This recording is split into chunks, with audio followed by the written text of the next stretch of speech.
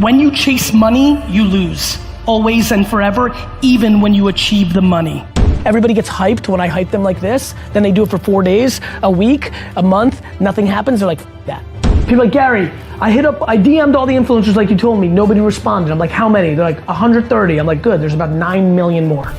Need motivation? Watch a top 10 with Believe Nation. Top 10, I got a top 10. Got my motivation high for my top 10. Gotta learn from the wise women and men. All my life, like nah, nah, nah. For my top 10, top 10, nah, nah, nah. This one's for my top 10. He's Gary Vaynerchuck, and here's my take on his top 10 rules of success, volume 16. Okay, let's kick it off with rule number 1. Do what you love. Maybe you actually love playing video games more than starting an app company. When I was growing up, playing video games was a waste of time.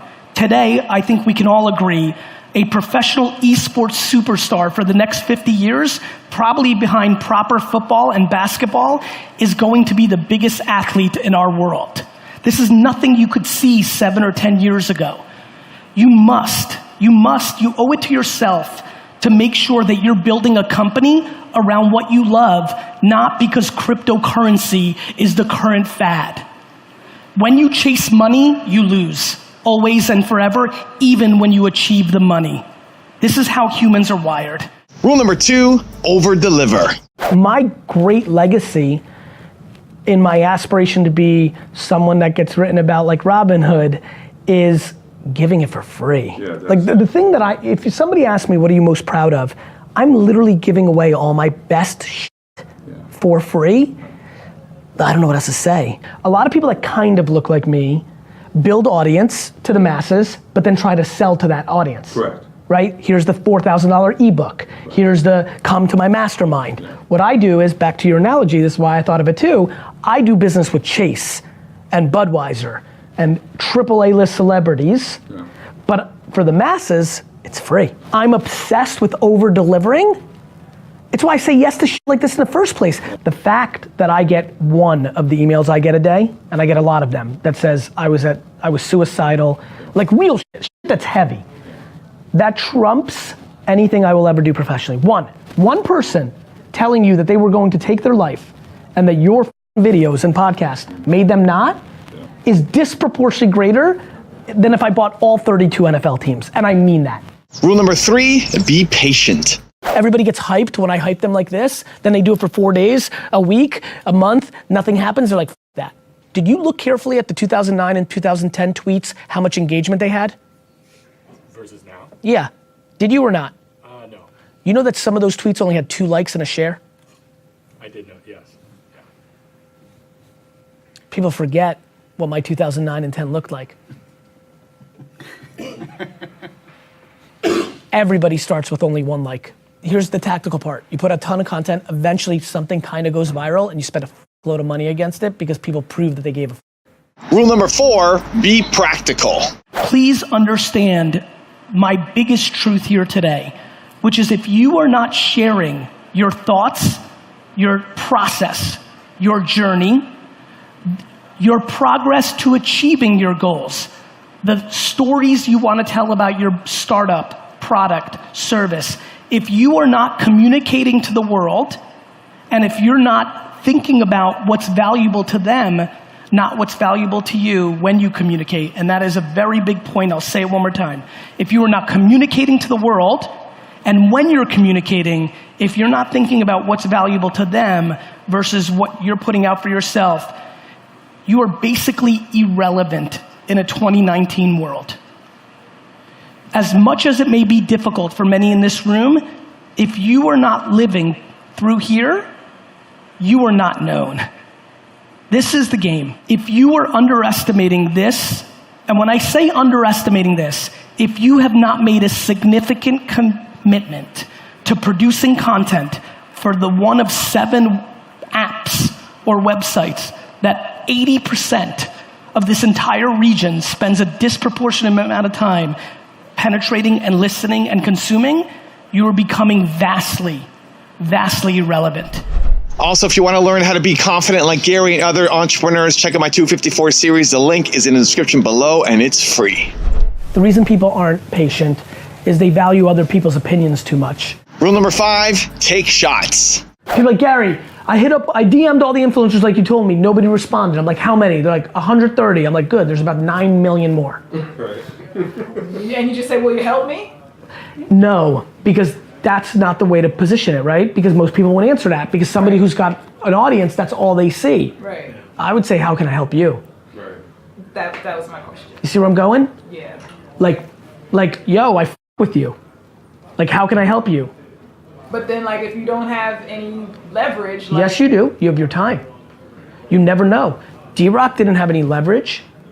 D-Rock asked me 4 times, and then finally I said, yeah, fine, make me a video. I'm not even in that mindset, and then this all happened because of it. That's real. Wow. That's real. That's the story. Damn.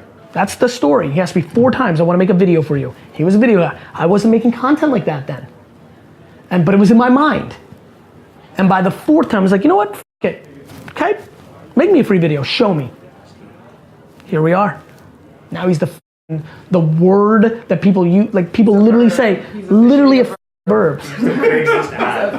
Literally, people are like, my D-Rock's name is Rick. I'm like, you know D-Rock's a name. You know what I mean? It's real. And you know what? I said this at the time to D-Rock, I said, you're gonna impact people, like, do you know how awesome it is for people that love to do it? You know how many people wanted to make documentaries their whole lives, yet only 74 people a year get to do them, and now 74,000 people a year get to do it? Yep. All it takes is one person. Rule number 6, know yourself. I just don't care about the money. Yeah. Like, I'm fine making $47,000 a year and reading all the comments on Instagram and LinkedIn that I was a loser and lost it all. Interested. So what do you want to be remembered for at the end? That I gave a hell of a lot more than I took. Okay. I want to be the greatest entrepreneur of all time, because entrepreneurship is what I do, and I think the way to do that is to A, build big businesses and exits and companies and put the points on the board. Right. But who I am. Okay. Right? Yeah, I absolutely. mean, like I want to inspire the most entrepreneurs to be happy, not just successful. Okay. Like, there's so many people who are going to be unhappy making $1 million a year that would have been thrilled making 630. Rule number 7, hustle. The reason we're sitting here today is I decided from 2007 to 2011 to spend 4 to 8 hours a day replying to people on Twitter that weren't even talking to me. You could type in the name of that town, and then go in Instagram, and then go to places, click it, and see every photo that's been posted in your town, in that town. Okay. You can then go look at the photo. Could be her at a Goodwill saying, huge score. You could reply and say, good 7 to 150 on a stapler. Go, girl. Right. Now all of a sudden, she's just a normal human. She only gets 6 comments to begin with. She's like, who's this man? She clicks. She goes, your bio is I sell homes. She's like, cool, nice guy, I hope he's not weird. And she's out. Right. But the 97th person that does that goes, he seems nice, goes in the funnel, you put out a good piece of content, like, I'm gonna DM him, I'm thinking about selling my home. What people don't understand is how much work I put to even begin the process of being who I am today. Okay. 2007, 2011 is a long time ago for a lot of people. That year, I decided to go on Twitter search, and anybody that talked about wine, I jumped in and talked to them. How did I get here? Hand-to-hand combat. Rule number 8, love the process. To build a meaningful company takes a very long time, is very difficult, and more importantly, what has happened in the startup community, all those wonderful startups back there, everybody now is pandering to venture capital or to raising capital, not to actually building a business. Every day, thank you. It's important. And thank you so much for jumping on that. It's important because let me tell you why in 2006, 7, 8, 9, I was taking all of my money and investing in Tumblr and Facebook and Twitter and Uber and all these things that I did very well with, and why over the last 4 years I've invested very little, very carefully, because there's a disconnect right now and there's illusions of the reality. If you stand here or sit here today and there is nothing that you could think about other than building a business, because the process of building a business is your happiness, not what a successful business allows you to buy, well then you're a purebred entrepreneur. Rule number 9, have humility and perspective. If you can have perspective, proper macro perspective, and you can have micro, practitionership, you will be happy and win. Yeah. I really believe that. Yeah. Having the humility and the audacity, back to your contradiction. Absolutely. But yeah, I mean, that's how I got to clouds and dirt, Yeah, which is because I've always been fascinated by that about me, which is the things I'm willing to do right now that are below my pay grade. Right. This podcast, this is super scrutinized by the people around me. Right. They're like, why are you doing this? We don't have 15 minutes for very important shit. Right. You're letting money, opportunity, VIPs. Why are you doing this? I don't know. Like intuitively when we were talking, I thought it was a good idea. And I think, in my massive perspective, giving back. Look, you're going to leverage me being on this show. Absolutely, for sure. And that makes me feel good. That's me giving back. Right. This is a bigger thing, giving you these 15 minutes, than me giving you $15,000 for your app. For sure. For me, Yeah. it's easier to write the And check. for me. So for me, humility and like perspective, like I don't know how many very busy people are running around knowing that they need to put change into the bucket of giving back in their time, not their money. And rule number 10, the last one before a very special bonus clip, is stop caring what people think. There is nothing more difficult than navigating your life based on somebody else's opinion. You actually care about what your dad or mom or grandma or husband or wife or daughter or son is gonna say about you if you do this thing. It doesn't matter what they think. When you're 92 and you're sitting there, you're not gonna give a shit about what Punk Man 96 had to say, or even what your aunt had to say, who's miserable because she never got hers, so she's trying to keep you down. Negative people latch on to positive people and try to seclude them from the world because that's their energy. In work, I see it every day. In life, I see it every day. It's just what it is. I hate how many people judge other people without having all the context. Every time you judge, you make yourself vulnerable. 99.9% of people that you judge or have opinions on, you have no idea what the is actually happening in their lives. Like you don't know what's going on in somebody's home. Everybody sucks at something, right? Like we all have shortcomings. And for me, it's like, why don't we just audit that? Like, why don't we just look at it that way and be like, all right, well, I'm good at this, but I'm not good at that. Like, everybody's so absolute. Are you really not gonna live your life based on somebody's anonymous icon feedback that you suck? They suck. Go do your thing. Don't listen to anybody but what's in your mind and your heart, and not living a life where you allow other people's judgment to dictate your behavior. Now I've got a special bonus clip from Gary on how to say yes that I really think you're going to enjoy. But before that, it's time for the 3-point landing questions. Let's move from just watching a video to taking action in your life or business. Here we go. Question number 1. Whose opinion do you need to stop caring about? Number 2, what's the shot that you just need to take? And number 3, who can you over-deliver for today? So with real estate, following this gentleman, pretty much personal branding. Yes. Is what my introduction is going to be. Okay. Question is, since we're so small, how soon does that get played out? People are like, don't want to listen to him anymore. Well, if you talk, my big thing is just talk about your singular truth and your uniqueness. People may follow you just for your ranching tips, or because your tire on your truck you need to change and you videoed it. I mean, people are like, I'm not interesting, and I'm like, people are interesting. If you weren't interesting, we wouldn't have traffic.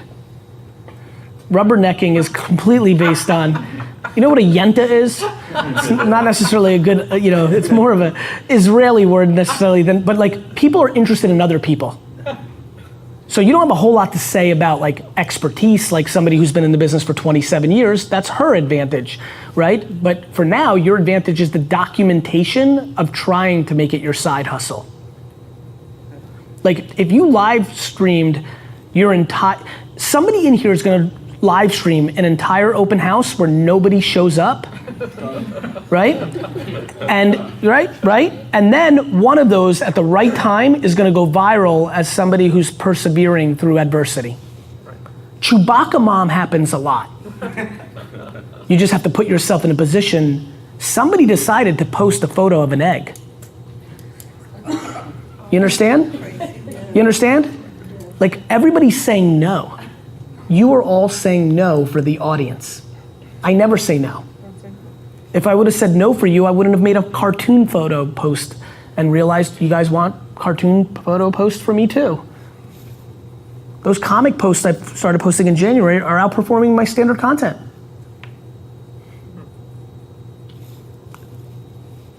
So what do? You just post all sorts of shit.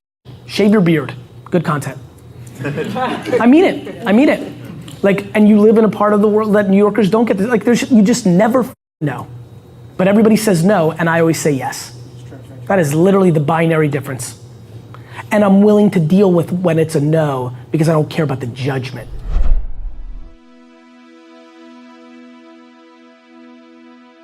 If you want to see the interview that Gary and I did together, check the link out right there next to me. I think you'll enjoy it. Continue to believe, and I'll see you there. He's eating something at the moment. What are you eating, Gary? English peas. I love them so much. With the skin? Or no? No.